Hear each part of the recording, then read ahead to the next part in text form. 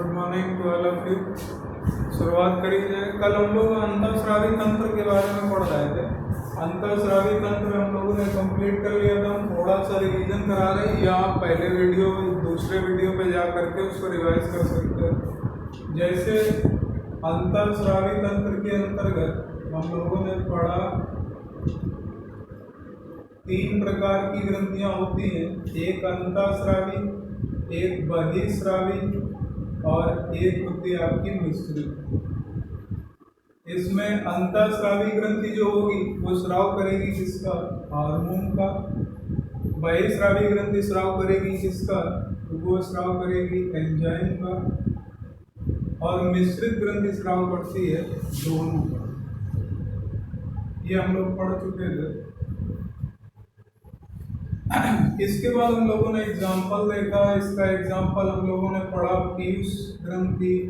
इसका दूसरा एग्जाम्पल हम लोगों ने पढ़ा थाइमस ग्रंथि। इसका तीसरा उदाहरण हम लोगों ने पढ़ा थायराइड ग्रंथि। थायराइड ग्रंथि। इसका चौथा उदाहरण हम लोगों ने पढ़ा जिसको कहा जाता है आपका अधिवृक्क या एड्रीनल ग्लैंड। ये हम लोग पढ़ चुके थे। इसके बाद एंजाइम के बारे में तो बहिःस्रावी ग्रंथियों के उदाहरण में हम लोगों ने पढ़ा, जैसे दुग्ध ग्रंथि, जैसे अश्रु ग्रंथि, जैसे स्वेद ग्रंथि। तो ये सारी चीजें हम लोग देख चुके थे। इसमें एक चीज और पूछी जाती है कि अश्रु ग्रंथि का नाम क्या है, या अश्रु का स्राव किस ग्रंथि से होता है? याद रखिएगा, इसका स्राव होता है लैक्रीमल ग्रंथि से। तो ये भी याद रखिएगा। इसके बाद हम लोगों ने पढ़ा कि मिश्रित ग्रंथि का उदाहरण क्या है। तो मिश्रित ग्रंथि का उदाहरण था अग्नाशय। और अग्नाशय के बारे में हम लोगों ने पढ़ा कि अग्नाशय दोनों गुण होते हैं। तो थोड़ा सा अग्नाशय के बारे में बता दें।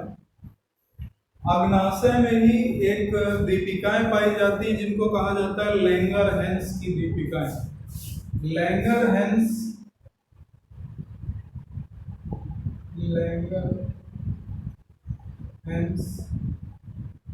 की बीटा कोशिका से,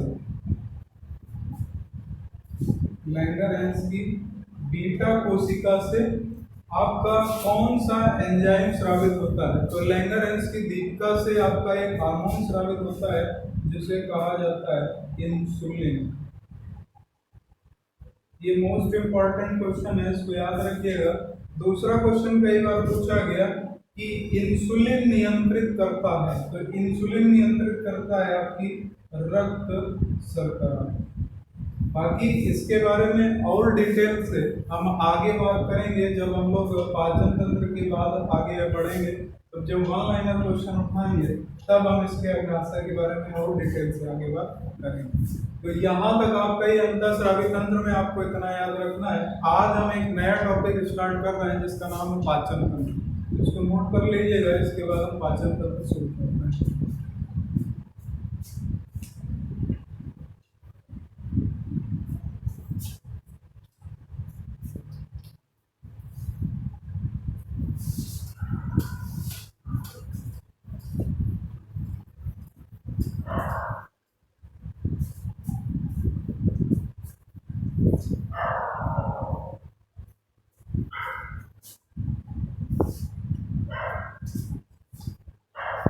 अगली हेडिंग आपको डाल दीजिएगा पाचन तंत्र, या इंग्लिश में इसी को कहा जाता है डाइजेस्टिव सिस्टम। अब हम लोग इसके बारे में बात करेंगे। सबसे पहले आप लोग हेडिंग डाल लीजिएगा और इसके बारे में अब हम लोग आगे शुरुआत करते हैं। ये नया टॉपिक है और इम्पोर्टेंट टॉपिक है, लगभग हर परीक्षा में इसके क्वेश्चन बनते हैं। हेडिंग डाल दीजिएगा जल्दी।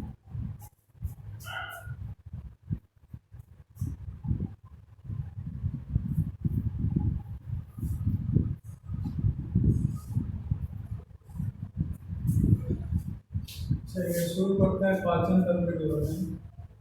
सबसे पहली बात आती है कि पाचन तंत्र हमारे शरीर के लिए, या पाचन तंत्र हमारे मुख्य रूप से हमारे शरीर में कौन सा काम करता है? तो पाचन तंत्र का एक मुख्य कार्य होता है जटिल अणुओं को सरल अणुओं में विभाजित करना। मानव में जो पाचन तंत्र पाया जाता है ये आपके जो भी जटिल अणु है। अब जटिल अणु की बात आती है तो जटिल अणु किसे कहा जाता है? जटिल अणु का मतलब यहाँ पर भोजन के जटिल अणुओं से। तो जो भोजन में जटिल अणु पाए जाते हैं वो जटिल अणुओं को ये पाचन की क्रिया सरल अणुओं में तोड़ देती है। लेकिन इन जटिल अणुओं को सरल अणुओं में तोड़ने के लिए मुख्य रूप से किसका प्रयोग होता है? तो उनको कहा जाता है एंजाइम। एंजाइम आपके भोजन के जटिल अणुओं को सरल अणुओं में तोड़ता है। अब अगली बात आती है कि जटिल अणुओं को सरल अणुओं में तोड़ा जाता है तो ये जटिल अणु हैं कौन से? तो जटिल अणु की हम लोग बात कर लेते हैं। जटिल अणु हम लोग अभी डिटेल में और भी आगे पढ़ेंगे, जैसा कि हमने ऑफलाइन क्लासों में पढ़ा रखा है पहले से। फिर भी आपको पेड वाले कोर्स में, यानी कि जो पेड क्लासें आपकी चल रही है उसमें हम पूरा कोर्स कराएंगे बायो का, तो उसमें देखते हैं जटिल अणु किसे कहा जाता है। जैसे वसा, कार्बोहाइड्रेट और प्रोटीन। तो वसा, कार्बोहाइड्रेट और प्रोटीन ये तीन प्रकार के हमारे जटिल अणु है जो सरल अणुओं में टूटते हैं एंजाइमों के माध्यम से। अब बात आती है कि इनको, यानी इन जटिल अणुओं को तोड़ने वाले एंजाइमों को मूल रूप से किस नाम से जाना जाता है? वैसे तो अलग अलग आप पढ़ोगे, जैसे कार्बोहाइड्रेट का पाचन मुख से शुरू होता है, इसको टाइलिन एंजाइम तोड़ता है। लेकिन अगर हम मूल रूप से पूछे कि किसी कॉमन रूप में कार्बोहाइड्रेट को तोड़ने वाले एंजाइम का नाम क्या है, तो आप आंसर करना होगा आपको। तो इसको नोट कर लीजिएगा, फिर हम बताएं इन एंजाइमों को। जैसे वसा को कौन सा एंजाइम तोड़ेगा, इसका नाम, इसके बाद कार्बोहाइड्रेट को तोड़ने वाले इसका नाम, तो इनका कॉमनली नाम क्या होता है? तो इसको नोट करिएगा, फिर हम बताते हैं।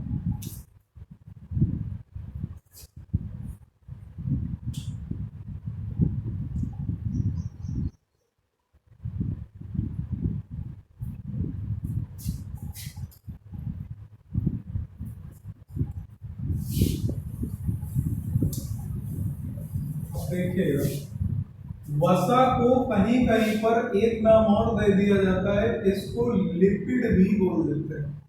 लिपिड, इसे लिपिड भी कह दिया जाता है।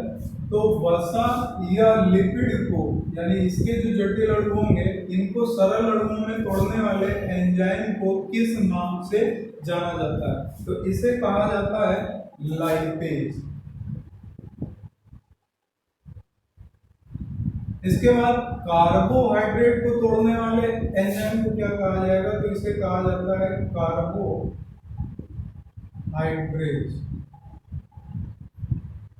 इसके बाद प्रोटीन को सरल अणुओं में तोड़ने वाले एंजाइम को क्या कहा जाता है? तो इसे कहा जाता है प्रोटेज।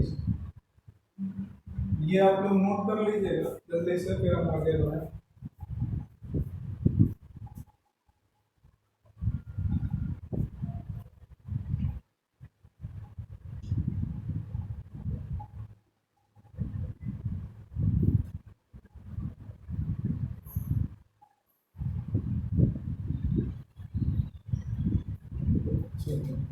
अब देखिए, मानव के शरीर का जो पाचन तंत्र है इसका मुख्य कार्य क्या हो गया?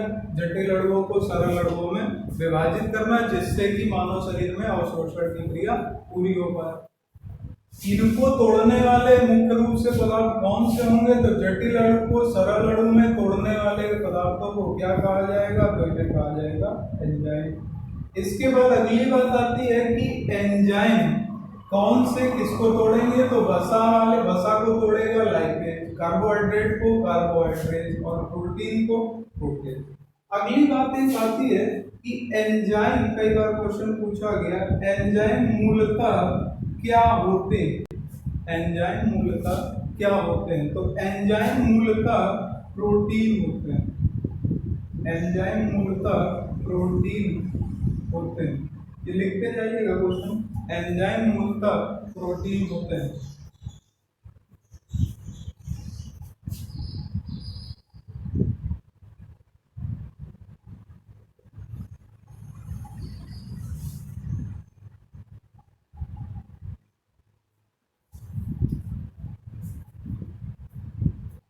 इसके बाद अगली बात आती है, अगर आपसे यही चीज प्रकाश संश्लेषण की क्रिया में पूछ लिया जाए, मान लीजिए मानव में पाचन तंत्र के हिसाब से तो आ जाता है कि जटिल अणु सरल अणु, नोट डाल के उसी जगह लिख लीजिएगा नीचे कि प्रकाश संश्लेषण, यानी नोट डाल के लिखिएगा जबकि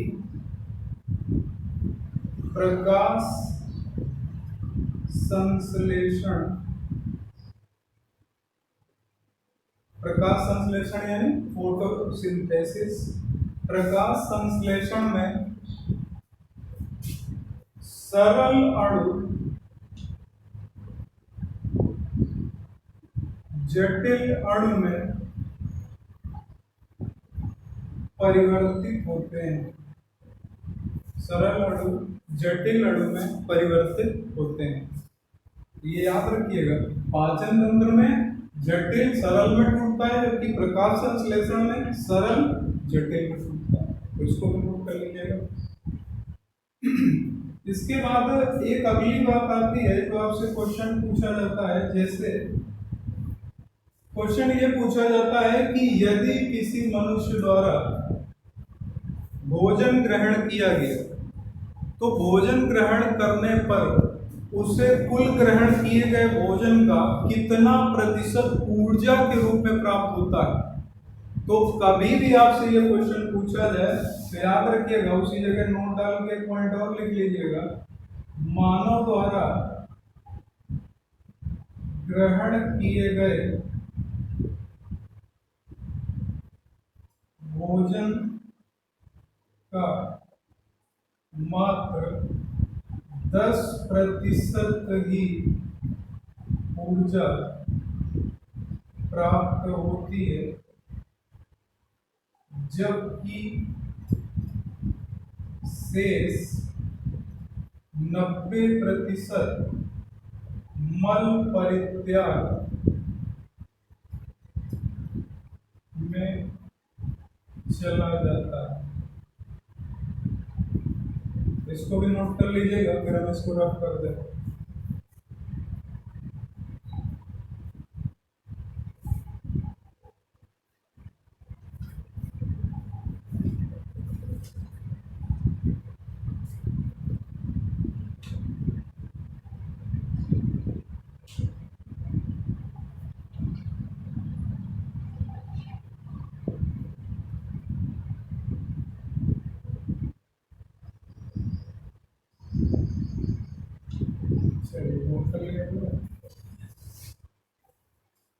ये कुछ बेसिक है जो आपको मालूम होना ही चाहिए, तभी आपको कोई सब्जेक्ट बेहतर तरीके से समझ में आएगा।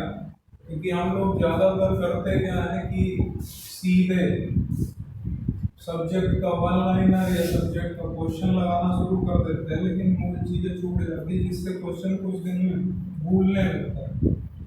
अब आगे बढ़ते हैं। एक चीज़ और किया करिए, आप लोग जब भी वीडियो देखते हो तो वीडियो देखते समय आप लोग इसको लाइक जरूर कर दिया करो। हमने देखा कि आप लोग, पहली चीज़ तो हमने जब आपको पढ़ाया तो कुछ लोगों ने देखा तो, लेकिन उसे लाइक नहीं किया वीडियो को। आप लोग भले ही पेड क्लास में पढ़ रहे हो, लेकिन वीडियो को लाइक जरूर किया करो। और जो आपका इस समय लॉकडाउन का टाइम चल रहा है, उसमें आपको ये जो ऑफलाइन क्लास यानी जो आप ऑनलाइन क्लास पेड क्लास ले रहे हो, इसका फायदा उठा रहे हो। अब हम बहुत इंपॉर्टेंट चीज़ बताने जा रहे हैं जो आप लोगों ने अभी तक शायद नहीं पढ़ी होगी।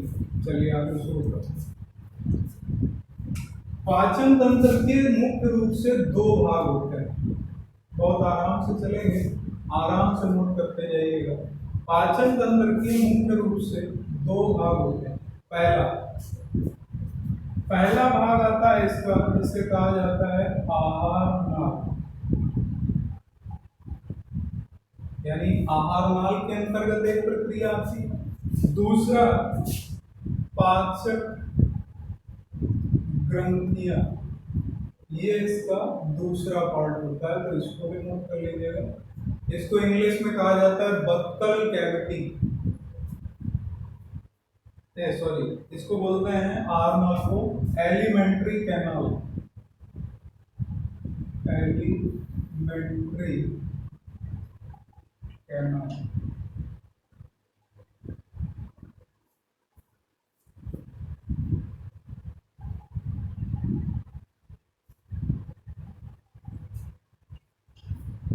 तो पाचक ग्रंथियों के बारे में हम लोग आगे बात करेंगे, तो शुरू करते हैं आहार नाल से। चलिए, आहार नाल, आहार नाल की प्रक्रिया, यानी आहार नाल कहाँ से किसका प्रारंभ होता है, ये सबसे पहली प्रक्रिया है। आहार नाल का पहला भाग है जिसे कहा जाता है मुख,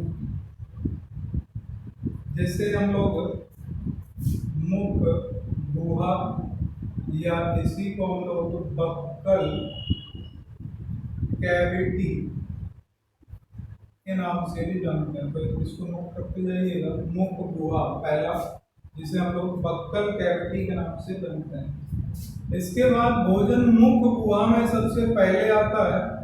मुख गुहा के बाद जब भोजन आगे बढ़ता है तो इसे कहा जाता है ग्रसनी, ग्रसनी, मुख गुहा या इसके बाद आगे ग्रसनी।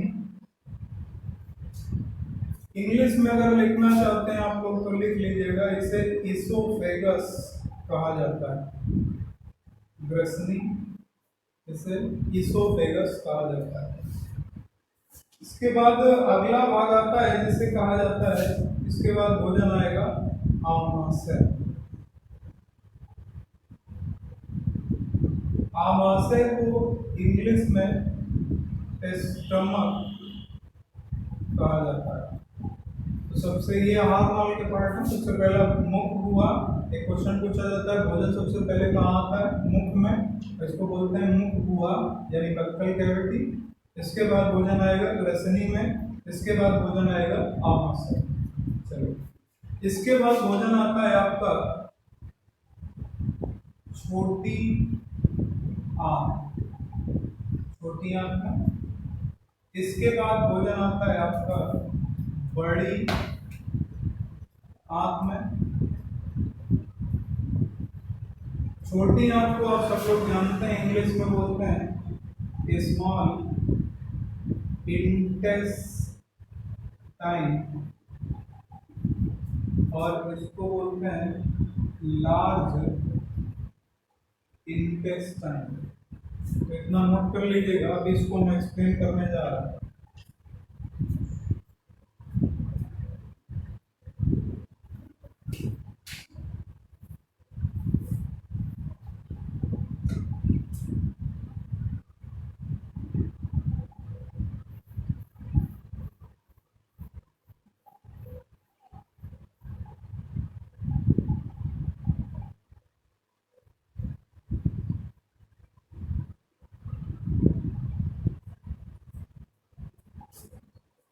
नोट कर लिया होगा।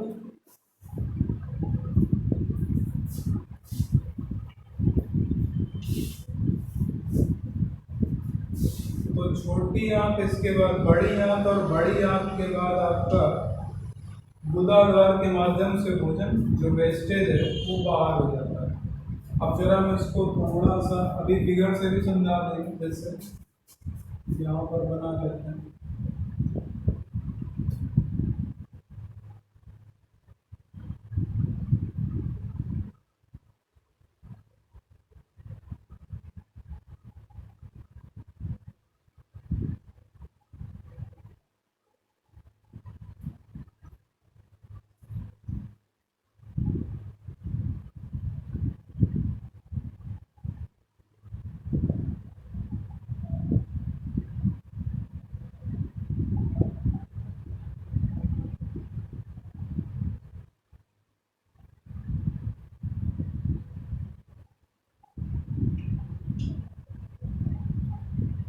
ये आपका ये जो भाग होगा इसको क्या कहा जाएगा, मुख गुहा।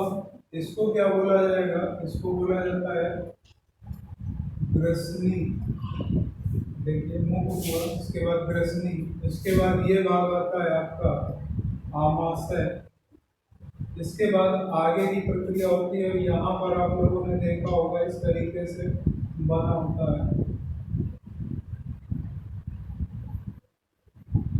ये आपकी बड़ी आंत हो गई और इसी के अंदर यहीं से जुड़ा हुआ यहाँ से ये भाग जो आता है ये आपका छोटी आंत का भाग। तो सबसे पहले हम लोग यहाँ से शुरू करते हैं, मुख गुहा। उम्मीद है आप लोगों को यहाँ तक समझ में आया होगा।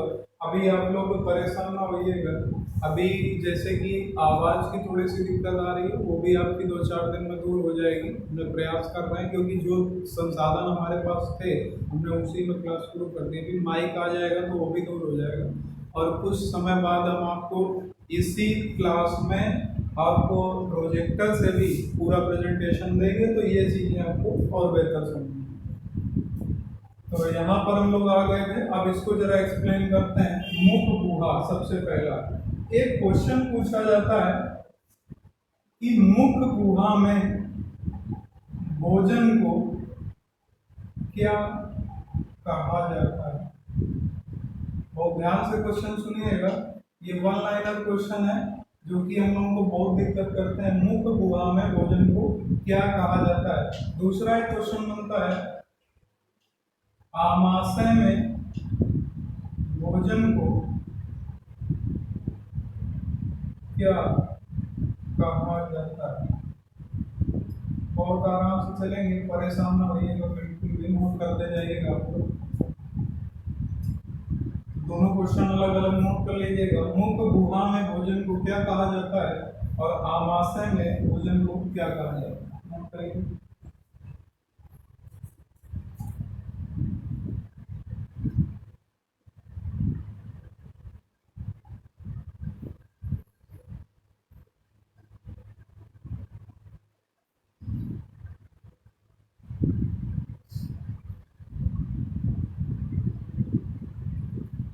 चलिए अब आगे बढ़ते हैं। देखिए मुख गुहा में भोजन को बोलस कहा जाता है। बोलस याद रखिएगा, मुख गुहा में भोजन को बोलस कहा जाता है। और आमाशय में भोजन को क्या कहा जाता है, तो आमाशय में भोजन को कहा जाता है क्राइन। नोट कर लीजिएगा,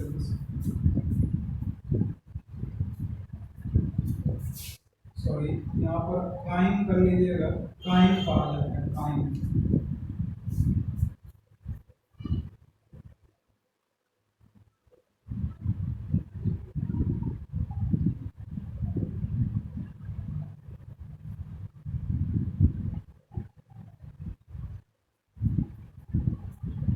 इसके बाद एक क्वेश्चन पूछा जाता है, आहार नाल के किस भाग में पाचन की क्रिया नहीं होती, या आहार नाल का कौन सा भाग है जहां पर पाचन की क्रिया का कोई भी कार्य नहीं किया जाता। ये है आपका ग्रसनी। तो हम बोल दे रहे हैं, आप लिख लीजिएगा, ग्रसनी में भोजन के पाचन की कोई भी क्रिया नहीं होती। क्यों? क्योंकि जब भोजन मुख पे होता है तो इसका पाचन मुख में लार से होने लगता है। लार का काम होता है कि जो भी कार्बोहाइड्रेट से संबंधित तत्व हैं उसमें टाइलें उसे तोड़ने लग जाता है और इसके बाद भोजन में चिकनाहट पैदा कर दी जाती है, जिसके कारण ये ग्रसनी के माध्यम से सीधे आमाशय तक आसानी से पहुंच जाए। जैसे कि आपने देखा होगा, खाते खाते अचानक बहुत भूखे हो तो अचानक से ज्यादा खा लें तो खाते समय आपकी ग्रसनी में भोजन फंसने लगता है, जिसमें आपको पानी पीना पड़ता है। इसलिए लार ग्रंथियां क्या करती हैं, कार्बोहाइड्रेट के अणुओं को तोड़ना यहीं से शुरू कर देती हैं, जिससे यहाँ पर भोजन में चिकनाहट हो जाए और ग्रसनी के माध्यम से सीधे आमाशय में पहुंच जाए। अगला क्वेश्चन क्या बनता है, अगला क्वेश्चन ये बनता है कि मुख गुहा के पश्चात भोजन सबसे पहले कहाँ पर पहुंचता है, तो भोजन सबसे पहले पहुंचता है आमाशय। नोट कर लीजिए।